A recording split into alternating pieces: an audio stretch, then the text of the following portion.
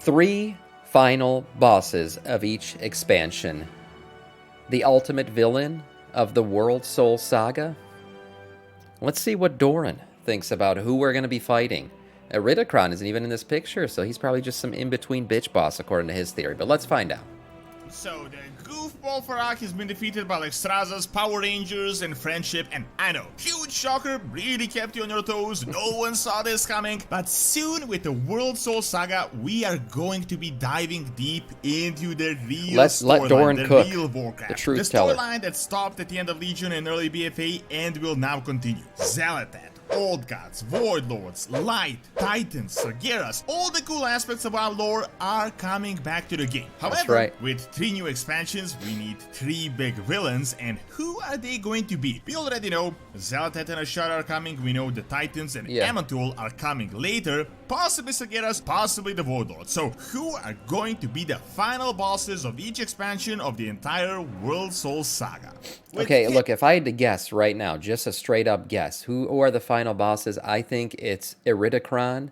Then I think it's like Azara is like a mid-boss here, and then Zalatesh is the final boss at midnight. And then the last Titan I think is maybe Amantul. Those are my guesses. Soul Saga.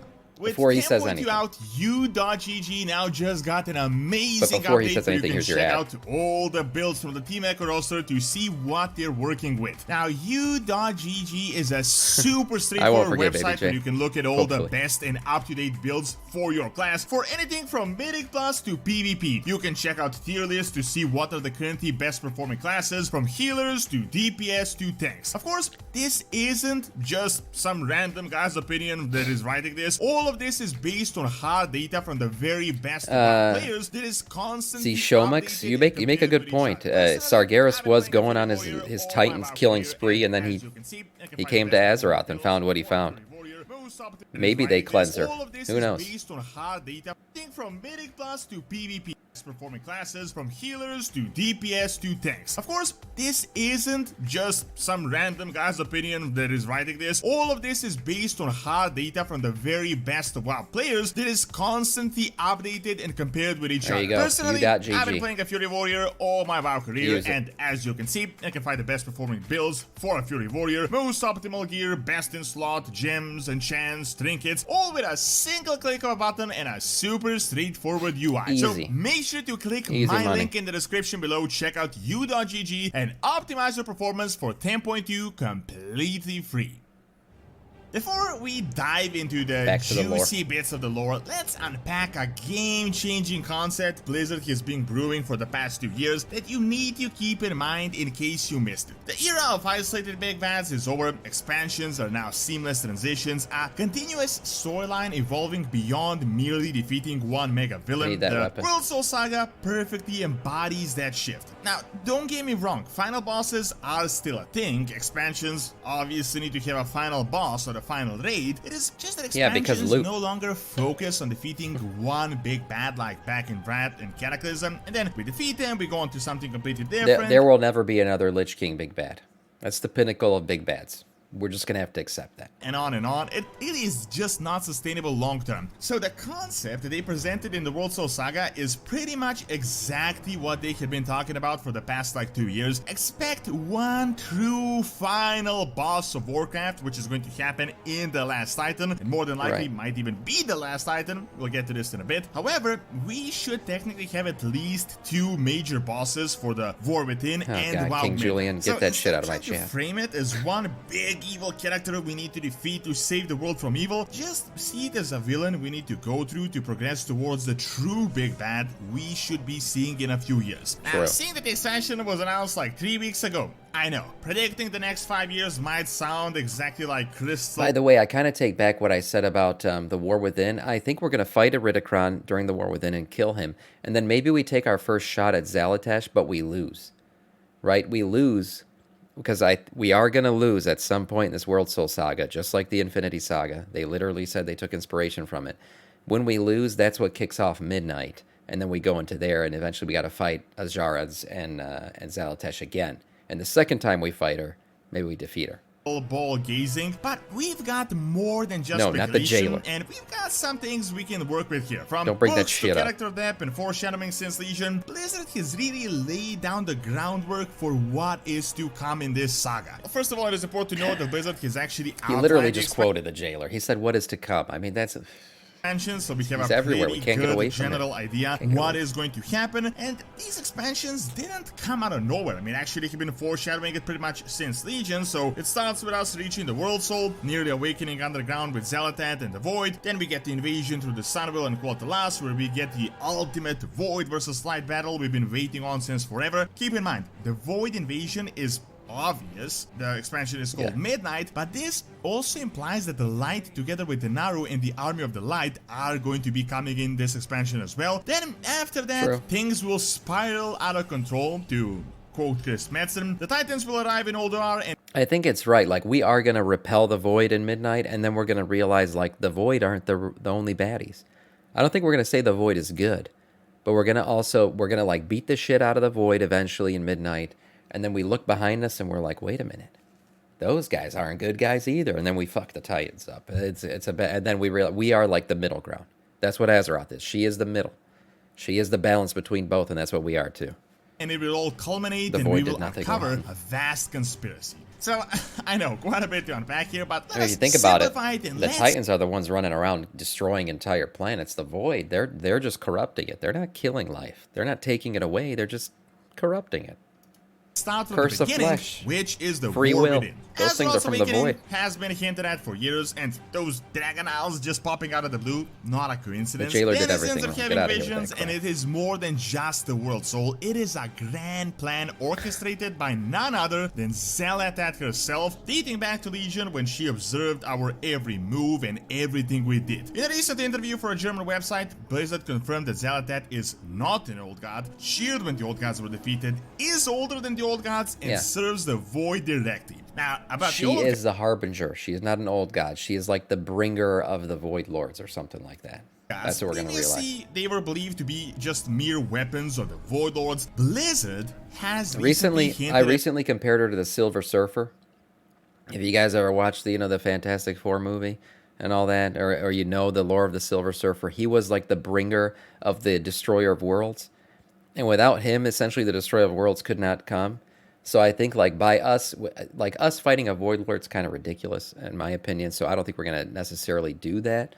But maybe we stop them from coming by destroying their Harbinger, who is Xal'atath. They can't come without her. She's like the opener of the gate. Old gods might not be serving the Void Lords anymore. Now, in Dragonflight, we got this prophecy. I got a bunch of videos if you want really the details. Thank you, on Real. this, I needed that. Just sum it up as quickly as possible so it makes sense in this context. There's no Galactus in this game. The children of the First Flash, almost certain these new Nerubians will return to Void serve Lords the are. Void again, that Iridikron will take the essence of Galakrond, and that the Awakening will be completed. At the same time, we were told that the old gods were dead. Xal'atath is using old god blood for this mission, and she also has the artifact with Galakron's power. Remember, Galakron's essence came from Yogg-Saron, so it is technically old god essence, and as far as we know, it could even be Yogg-Saron's blood. So based on this, and the fact that we're going to go into what they said is literally the heart of the World Soul, I think it is pretty safe to say that ancient Void Lord plan is finally nearing completion, and that is infusing the World Soul with the Void and turning it to their side. Now, natural thing you might think here is that since the next expansion is a Void invasion, Azeroth awakens as a Void Titan here. However, that leads us now into WoW Midnight. They confirmed that the invasion will happen through the Sunwell in Qualtalas, and the Sunwell specifically because the Sunwell, as you may remember, was infused by a Naru in the past, and as you may know, Naru also turned into the Void. They do like this complete shift. So it is likely going... I said it before, if you've done the Void Elf questline, when you go visit the Sunwell as a Void Elf, like all High Elves, Blood Elves are supposed to do, it's like their rite of passage.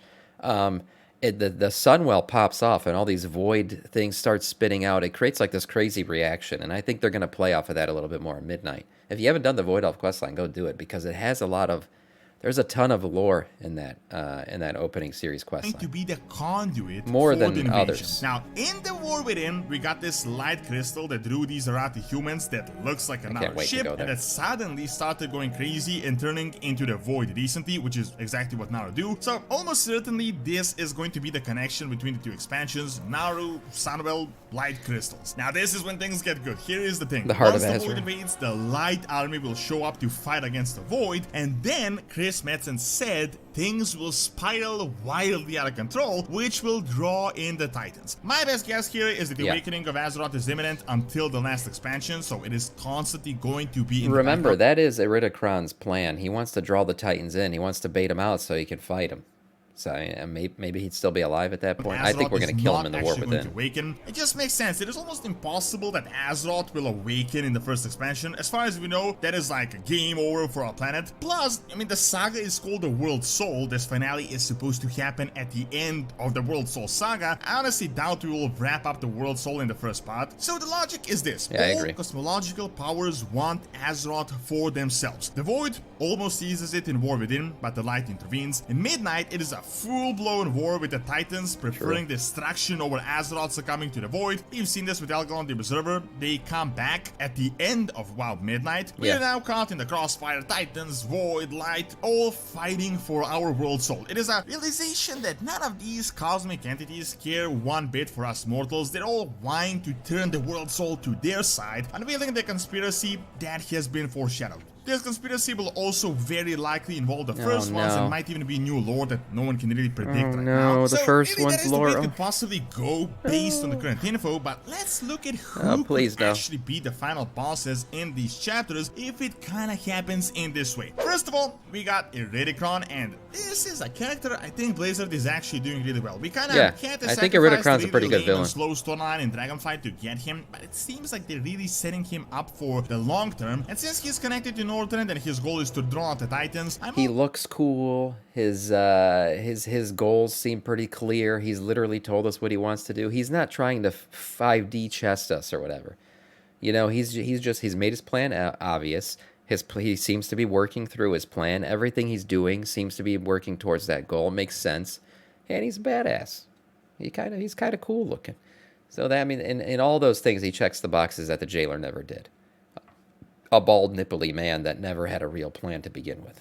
Almost certain he will be saved for the last time. So better. I don't see him being the final boss for the first two. He I don't think he's needs the final to boss complete either. his goal until then. Two big villains we know are almost certainly coming are Xal'atath and Ashara. Xal'atath has a new model, Ashara has been heavily foreshadowed to come. However, I think these two villains are going to be saved for Midnight. Xal'atath, by the way she is written, seems to be I think we'll fight Xal'atath in the War Within, but we lose. And then we'll defeat her at Midnight. It is possible that she triggers the Void invasion by the end of the War Within, and we defeat her, but personally, I doubt it. I think in the War Within, the boss might be some sort of a brand new character. We will fight an Erubian Queen, but honestly, I don't think she'll be the final boss. Ashara could probably be like a potentially first show up raid here or as well. something. We're on an island. The Naga are generally on islands. Although, since she's an elf, they talked about elves uniting in Midnight. I think this is a storyline for later. However, we'll fight her it in is Midnight. possible that she ends up being the main bad guy here. I know, you may be thinking, I mean, we already fought Ashara as a boss in the past, but remember, she is now coming full-on Void empowered as Blizzard. We fought her before. Blizzard does not mind recycling bosses. We've killed Kel'Thuzad like 36 times at this point, so that's never stopped them before. That